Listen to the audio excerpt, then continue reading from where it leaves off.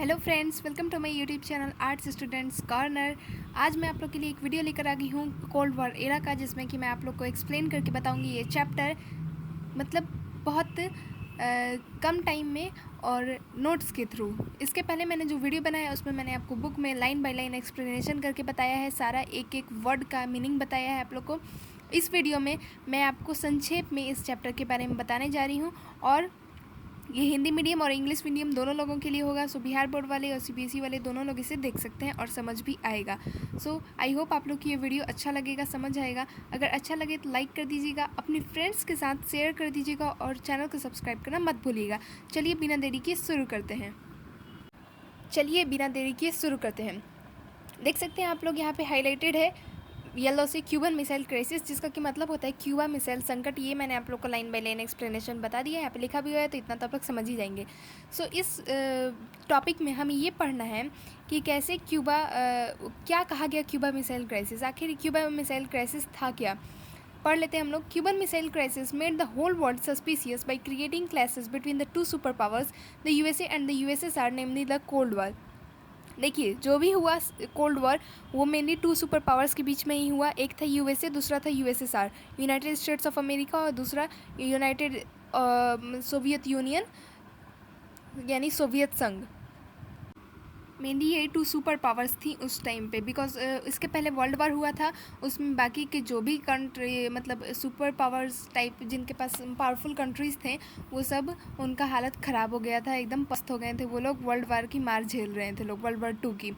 और ये जो टू सुपर पावर्स थी, ये इन काफ़ी ज़्यादा ताकतवर थी, और ये वर्ल्ड वार की मार से मतलब झेले थे ये लोग भी, लेकिन इन लोगों के पास अभी भी बहुत ताकत बची हुई थी। तो यहाँ पे यही कह रहे हैं, क्यूबा मिसाइल संकट ने दो महाशक्तियाँ यूएसए और यूएसएसआर के बीच संघर्ष करके पूरी दुनिया को संदिग्ध बना दिया था, अर्थात ये शीत युद्ध का मतलब यही जो हाई पॉइंट समझ लीजिए ना, क्यूबन मिसाइल क्राइसिस ही था शीत युद्ध का। अब आगे चलते हैं हम लोग नेक्स्ट इसके पॉइंट पर। Cuba was a small island nation of the coast of USA and was an ally of the Soviet Union and received both diplomatic and financial aid from it। तो यहाँ पे मैंने एक आपको वर्ल्ड मैप दिखा रखा है, ऊपर यूनाइटेड स्टेट्स ऑफ अमेरिका आपको बड़ा बड़ा दिख ही रहा होगा, और नीचे मार्क किया हुआ है क्यूबा एक छोटा सा आइलैंड था अमेरिका के तटीय क्षेत्र में, और वो सोवियत संघ का साथी था, उसका पार्टनर था। एली मतलब यही होता है। और सोवियत संघ का एली बन के क्यूबा को फ़ायदा क्या था, उसको बहुत सी सहायता मिल जाती थी, जैसे उसको वित्तीय सहायता मिल जाती थी, कुछ पैसे का दिक्कत होता था तो उसको वो सोवियत यूनियन से मिल जाता था, या फिर कुछ उसको प्रोटेक्शन भी मिल जाता था, कभी कुछ हमला उमला हुआ, कुछ उसको कूटनैतिक सहायता भी मिल जाती थी, तो उसको बहुत फ़ायदा था सोवियत संघ के साथ रहने से। और ये सोवियत संघ के अंडर में ही आता था क्यूबा। यहाँ पे आप लोग देख सकते हैं क्यूबा कहाँ पर है, यूनाइटेड स्टेट्स के जस्ट नीचे उसके आइलैंड ऑफ कोस्ट में। अब हम लोग पढ़ते हैं next point. On April 1961 the leaders of the USSR were worried that the United states of America would invade communist rule Cuba and overthrow it's president Fidel Castro.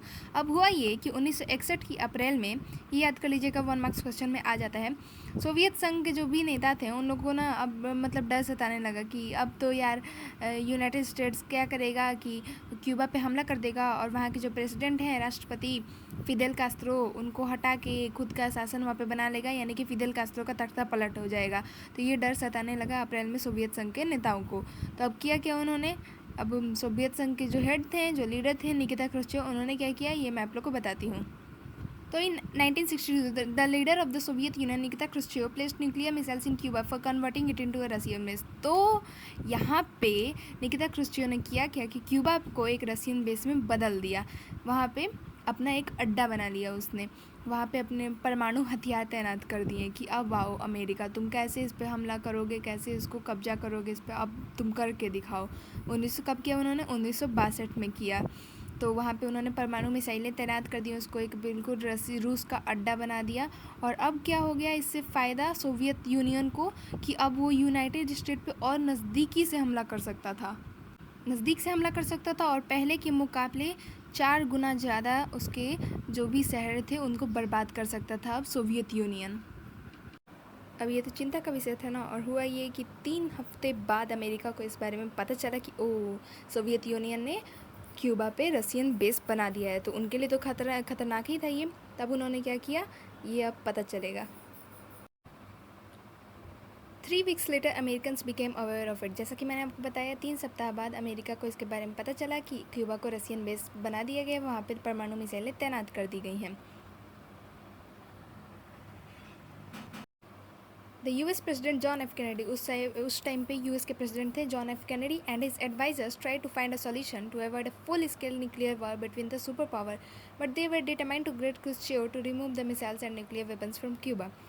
तो हुआ ये कि अमेरिकी राष्ट्रपति जॉन एफ कैनेडी और उनके सलाहकार ऐसा कुछ भी करने से हिचकिचा रहे थे कि दोनों देशों के बीच परमाणु युद्ध छिड़ जाए, क्योंकि कुछ साल पहले ही अभी कुछ ही क्षण हुए थे कि उन्होंने वर्ल्ड वार 2 की मार झेली थी। अब फिर से वो एक युद्ध अफोर्ड नहीं कर सकते थे, और घाटा तो दोनों का था, सुपर पावर्स का किसी को भी फ़ायदा नहीं था, बिकॉज उसके पास भी बहुत सारे परमाणु हथियार थे, यूएसए के पास भी बहुत सारे परमाणु हथियार थे। लेकिन वे इस बात को लेकर दृढ़ थे कि क्रुश्चियो क्यूबा से मिसाइलों और परमाणु हथियार को हटा ले, कि बातचीत से काम बन जाए तो अच्छा ही ना है, युद्ध क्यों करना है। Kennedy ordered American warships to intercept any Soviet ships heading to Cuba as a way of warning the USSR came to be known as Cuban Missile Crisis। अब हुआ ये कि उसने बात नहीं मानी क्रुश्चियो ने, तो अब यूएसए भी कम थोड़े ना, उसने क्या किया कि उसने आदेश दे दिया कि क्यूबा की तरफ जो भी सोवियत से जहाज़ें आएंगे उनको रोक दिया जाए, वहीं पे क्यूबा के पास कोई भी जहाज़ पहुंच ही ना पाए, उससे क्यूबा का कुछ भी कुछ भी ज़रूरत होता होगा तो पूरा हो ही ना पाए। ये किस लिए किया कि ये जताते हुए कि देख लो भाई, हम इस मैटर पे बहुत सीरियस हैं, ऐसा काम मत करो, रशियन बेस वहाँ से हटा लो, अपना मिलिट्री सारे सामान वामान सब हटा लो, नहीं तो हमारे पास भी ताकत है, हम भी बहुत कुछ कर सकते हैं। और ये बात यूएसएसआर को भी पता थी, और ये उन्होंने जता दी ऐसा करके, क्या करके कि उन्होंने सोवियत से जो भी जहाज़ आती थी क्यूबा में, उनके बीच में बेड़े लगा दिए, उनको वहाँ तक जाने से रोक दिया। और यही सब जो दोनों देशों के बीच टेंशन्स क्रिएट हुए ना, इसी को क्यूबन मिसाइल क्राइसिस यानी कि क्यूबा मिसाइल संकट कहा गया। और Cuban missile crisis cold war यानी कि शीत युद्ध का चरम बिंदु था, मतलब लगा कि अब तो वॉर हो ही जाएगा, अब तो हो ही जाएगा। इसीलिए ये बहुत इंपॉर्टेंट टॉपिक है, इसमें से बहुत सारे क्वेश्चंस आते हैं, इसको अच्छे से पढ़ना है, और उम्मीद है आप लोग को ये टॉपिक अच्छे से समझ आ गया होगा। अब आगे स्टार्ट करते हैं next topic, the cold war era. हम लोग देख लेते हैं कोल्ड वॉर क्या था। It refers to the competition, the tensions and a series of confrontations between the USA and USSR. शीत युद्ध सोवियत संघ और अमेरिका तथा इनके साथी देशों के बीच प्रतिद्वंदिता, तनाव और संघर्ष की एक श्रृंखला था, और एक श्रृंखला के रूप में जारी रहा, कभी भी हॉट वॉर नहीं बना। कोल्ड वॉर नेक्स्ट हमारा टॉपिक है, शीत युद्ध। इसको भी देख लेते हैं। The cold war was also the war of ideology. The US followed the ideology of liberal democracy and capitalism, well the USSR backed the ideology of socialism and communalism. तो हुआ ये कि केवल कोल्ड वॉर ये Cuban missile crisis के कारण ही नहीं हुआ था, बल्कि एक और इसका रीज़न था, जो कि बहुत बड़ा रीज़न था। वो ये था कि दोनों सुपर पावर्स की विचार अलग थे, उन दोनों की आइडियोलॉजी अलग थी। जो यूएस था वो उसका आइडियोलॉजी था डेमोक्रेसी और कैपिटलिज्म का, और जो यूएसएसआर था तो अमेरिका उदारवादी लोकतंत्र और पूंजीवाद का समर्थक था, और जबकि सोवियत संघ समाजवाद और साम्यवाद का समर्थक था। तो आइडियोलॉजी का भी उन लोगों के बीच काफ़ी डिफरेंस था, और इस वजह से भी उन दोनों के विचार नहीं मिलते थे, तो थोड़े मतभेद होते रहते थे। नेक्स्ट पॉइंट है, the end of the second world war was also the beginning of the cold war. The world war ended when the USA dropped atomic bombs on Japanese cities of Hiroshima and Nagasaki in August 1945 to stop the war. तो सबको ही जानता है कि second world war कैसे ख़त्म हुआ था, ये तो आप लोग को पता ही होगा अगर आप 12th क्लास में है, और नहीं पता है तो मैं बता देती हूँ। हुआ ये था कि जापान के दो शहर हिरोशिमा और नागासाकी पे यूएसए ने एटम बॉम्ब गिरा दिए थे, और वहाँ पे वर्ल्ड वॉर ख़त्म हो गया था, क्योंकि बहुत मतलब ऐसे भी जापान सरेंडर करने ही वाला था, ऐसा कुछ लोगों का मानना है, लेकिन फिर भी यूएसए ने उस पर एटम बम गिरा दिए थे। कब? अगस्त 1945 में। और इसी तरह सेकेंड वर्ल्ड वार समाप्त हो गया था, और सेकेंड वर्ल्ड वार की समाप्ति ही शीत युद्ध का शुरुआत बना। तो यही था इस टॉपिक में, आगे बढ़ते हैं हम लोग। But the Cold War, in spite of being an intense form of rivalry between great powers, remained a cold and not hot or shooting war. It was due to the logic of deterrence. अब यहाँ पे एक नया शब्द आ गया, logic of deterrence, यानी कि अपरोध का तर्क। ये क्या है आखिर? देखिए, कोल्ड वॉर ही रहा, शीत युद्ध ही रहा, वो कभी भी हॉट वॉर यानी कि एक रक्त रंजित युद्ध का रूप नहीं लिया कभी भी। तो अब यहाँ पे समझते हैं कि लॉजिक ऑफ डिटरेंस है क्या। देखिए, मैं आप लोग को बता देती हूँ सिंपल शब्दों में। दो सुपर पावर्स थी, यूएसए एंड यूएसएसआर। दोनों के पास परमाणु बम का मतलब भरमार था, दोनों के पास बहुत ताकत थी, बहुत सारे पावर्स थे, बहुत हथियार थे, बहुत मिलिट्री था। दोनों एक दूसरे से युद्ध कर सकते थे, इतना उनके पास क्षमता थी, वो अफोर्ड कर सकते थे युद्ध को। लेकिन दोनों अफोर्ड तो कर सकते थे, लेकिन अगर दो युद्ध होता तो दोनों को नुकसान होता और बराबर नुकसान होता, क्योंकि यूएसए के पास भी बहुत ताकत थी और यूएसएसआर के पास भी बहुत ताकत थी। अगर दोनों युद्ध करते तो दोनों की सोसाइटीज़ को बहुत नुकसान होता। तो यही पे दिया हुआ है, the logic of difference means when both sides have the capacity to respond against an attack and to cause so much destruction that neither can afford to initiate war. मतलब दोनों को ही इतना नुकसान होता है कि मतलब कुछ वॉर करने से उन लोग को फ़ायदा नहीं होता। ये था लॉजिक ऑफ डिफरेंस यानी कि अवरोध का तर्क। इसी के कारण कोल्ड वॉर ही रहा, हॉट वॉर नहीं बना। तो ये क्वेश्चन आ सकता है एग्जाम में, इंपॉर्टेंट है। अब हम लोग देखते हैं, the two super powers and their allies were expected to behave as rational as responsible actors. तो इन दोनों देशों के एक पास एक जिम्मेदारी थी, उन्हें तर्क संगत और जिम्मेदारी बर्ताव करना था, बचकानी हरकतें नहीं करनी थी। बिकॉज बहुत दोनों सुपर पावर्स थे, सबको पता था, और अगर युद्ध हो जाएगा तो उसका क्या इम्पैक्ट होगा पूरे वर्ल्ड पे ये भी सबको पता था। तो उन लोग को एक अच्छा बिहेव करना था। अब हम लोग देखेंगे the emergence of two power blocks, next topic, यानी कि ध्रुव ध्रुवीय विश्व का आरंभ। मतलब कि हमारा जो पूरा वर्ल्ड था वो टू पार्ट्स में डिवाइड हो गया था। दो पार्ट में हमारा वर्ल्ड डिवाइड हो गया था। एक हो गया नाटो जो कि यूएसए का हो गया, एक हो गया वार्सो पैक्ट जो कि यूएसएसआर का हो गया। The two super powers that is the USA and the USSR wanted to expand their spheres of influence in different parts of the world, hence they decided to take help of smaller countries. दोनों महाशक्तियों या विश्व के विभिन्न हिस्सों पर अपना प्रभाव का दायरा बढ़ाने का मतलब एकदम तुला हुआ था। उनके दिमाग पे यही सवाल था कि हम कैसे अपने एरिया को एक्सपेंड करें, कैसे अपनी ताकत को बढ़ाएं। इसलिए उन्होंने छोटे देशों की सहायता लेने का सोचा। Super power required them to gain access to vital resources, military base, to launch weapons and troops, to spy on each other and economic support। अब आप ये क्वेश्चन मुझसे पूछ सकते हैं कि ऐसा क्यों है। अब वो दोनों तो ऑलरेडी सुपर पावर से, उनको छोटे देश से भला सहायता लेने की क्या ज़रूरत है, छोटे देश से उनका क्या मतलब है। वो दोनों के पास ऑलरेडी मिलिट्री पावर बहुत ज़्यादा है, न्यूक्लियर वेपन्स हैं और बेसिस बहुत सारे हैं, उनका एरिया भी इतना बड़ा है, तो उनको ज़रूरत क्या है। तो इस लाइन में वही कह रहा है कि छोटे देशों से महाशक्तियों को बहुत फ़ायदे होते थे, जैसे कि उनको महत्वपूर्ण संसाधन कुछ मिल जाते थे। जैसे सबको पता है सऊदी अरबिया में ऑयल का मतलब वहाँ पे कुआं ही है, तो वहाँ से अगर उसके साथ कोई अगर सुपर पावर्स मिल जाते हैं तो उनको ऑयल बहुत आसानी से मिल जाएगा, उनको कहीं से और ख़रीदना नहीं पड़ेगा, सस्ते दामों में मिल जाएगा। दूसरी थी कि उनको अपने बेसिस बनाने के लिए जगह मिल जाते थे, अपने मिलिट्री को रखने के लिए जगह मिल जाते थे छोटे छोटे कंट्रीज़ में। मान लीजिए कि यूएसए और यूएसएसआर के बीच में एक छोटा सा कंट्री है, तो वहाँ यूएसएसआर ने उनको अपने साथ मिला लिया और वहाँ पे अपना एक बेस बना दिया। अब वहाँ से वो यूएसए पे नज़दीक से और हमला कर सकते हैं, नज़दीक से उन पे क्या कह सकते, जासूसी कर सकते हैं। तो ये सब उनको फ़ायदे हो रहे थे छोटे देशों से, और कुछ उनको इकोनॉमिक सपोर्ट भी हो जाता था। तो उनके मिलिट्री का खर्चा छोटे देशों से निकल जाता था, जो दोनों सुपर पावर्स की मिलिट्री थी। The first division took place in Europe. Most countries of western Europe sided with the US and thus came to be known as western alliance. तो यूरोप में सबसे पहला विभाजन हुआ सुपर पावर्स को लेकर। यूएसए की तरफ जितने भी वेस्ट के कंट्रीज़ थे यूरोप के, वो सब यूएसए की तरफ चले गए, जितने भी ईस्ट के कंट्रीज़ थे वो सब सोवियत यूनियन में मिल गए। तो ऐसे इसको कहा गया वेस्टर्न अलायंस, यानी कि पश्चिमी गठबंधन और पूर्वी गठबंधन, ऐसे उसको कहा गया। तो the countries of the eastern Europe join the Soviet camp and came to be known as eastern alliance, जैसे कि मैंने आपको बताया। तो यूरोप में सबसे पहले विभाजन हुआ, ये क्वेश्चन आ सकता है वन वर्ड में, और उसको क्या कहा गया, वेस्टर्न अलायंस, ईस्टर्न अलायंस, ये भी आ सकता है एग्जाम में। तो ये आप लोग अच्छे से याद कर लीजिएगा।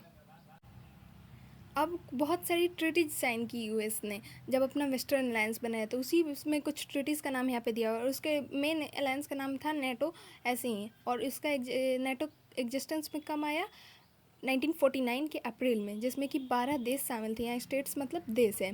फिर सेकंड था सिएटो सेंटो। आपके बुक के लास्ट में, चैप्टर के लास्ट में इन सारे ट्रीटीज़ के बारे में दिया हुआ, आप लोग अच्छे से पढ़ लीजिएगा, इंपॉर्टेंट इसमें से क्वेश्चन आ सकते हैं। अगला है हमारा line, the NATO declared that armed attack on any one of them in Europe और North America would be regarded as an attack on all of them. तो जो यूएसए का था नेटो, उसने क्या कहा कि अगर हमारे मतलब गठबंधन में से किसी भी एक देश पर कोई हमला करता है तो हम उसे अपने ऊपर हमला समझेंगे और हम सारे मिलकर उससे बदला लेंगे। मतलब एक पे हुआ तो वो हमारे ऊपर हम समझेंगे। तो ऐसा उसने नेटो ने डिक्लेयर कर दिया। The eastern alliance also known as Warsaw pact, मैंने आपको बताया, जो कि सोवियत यूनियन को द्वारा लेड किया जा रहा था। It was established in 1955। ये भी आ सकता है क्वेश्चन में कि 1955 में इसकी स्थापना हुई। Its principal function was to counter NATO's forces in Europe. अब इसका मुख्य काम क्या था, मेन मकसद क्या था इसका, कि नेटो में शामिल देशों का यूरोप में मुकाबला करना। जो भी छोटे मोटे कोल्ड वॉर के टाइम छोटे मोटे युद्ध हुए और वो सब यूरोप में ही होते थे, मतलब सुपर पावर्स के बीच नहीं हुए लेकिन छोटे मोटे होते रहते थे और उनका मेन बेस बनता था यूरोप। तो वहीं पर तो नेटो का काम ही था, सॉरी ये वार्सो पैक्ट का काम था कि नेटो में शामिल देशों का यूरोप से मुकाबला करना। अब देखते हैं next line. Many newly independent countries were worried of losing their freedom, cracks and splits within the alliance were quick to appear. अब हुआ ये कि जिस टाइम पे ये कोल्ड वार हो रहा था उस टाइम पे बहुत सारी कंट्रीज़ को इंडिपेंडेंस मिल रही थी, उसमें हमारा एक इंडिया भी था। अभी उन लोगों को जस्ट इंडिपेंडेंस मिली थी, तो उन लोगों ने सोचा कि अभी तो हमें किसी की गुलामी से आज़ादी मिली, अब हम फिर किसी के गुलाम हो जाए, मतलब कि अब हमें फिर से यूएसए या यूएसएसआर के साथ मिलना पड़ेगा। और वो ऐसा नहीं चाहते थे, फिर से गुलामी नहीं चाहते थे किसी की करना, तो उनको आज़ादी खोने का डर होने लगा। और जो गठबंधन था उसमें भी भेद पैदा होने लगे, बहुत जल्दी ही उनमें दरारें पड़ने लगी। Communist China quarrelled with the USSR towards the late 1950s। जो कम्युनिस्ट चाइना था वो यूएसएसआर के साथ था, लेकिन उसने मतलब 1950 के दशक के उत्तरार्ध में उसके सोवियत संघ के साथ थोड़ी अनबन हो गई। The other important development was the NAM non aligned movement, यानी कि गुट निरपेक्ष आंदोलन का विकास। तो उस समय उस दौर में एक महत्वपूर्ण घटना ये भी हुई कि नैम का फॉर्मेशन हुआ, नॉन अलाइंड मूवमेंट। इसमें वो देश शामिल थे जिनको अभी अभी इंडिपेंडेंस मिली थी किसी से, जैसे कि ब्रिटेन से, तो अंग्रेजी शासकों से उनको अभी अभी आज़ादी मिली थी, तो उसमें ये देश शामिल थे नैम में। Both the powers become reluctant to initiate war to protect world from large-scale destruction, as they were aware that no political gains would justify the destruction of their societies.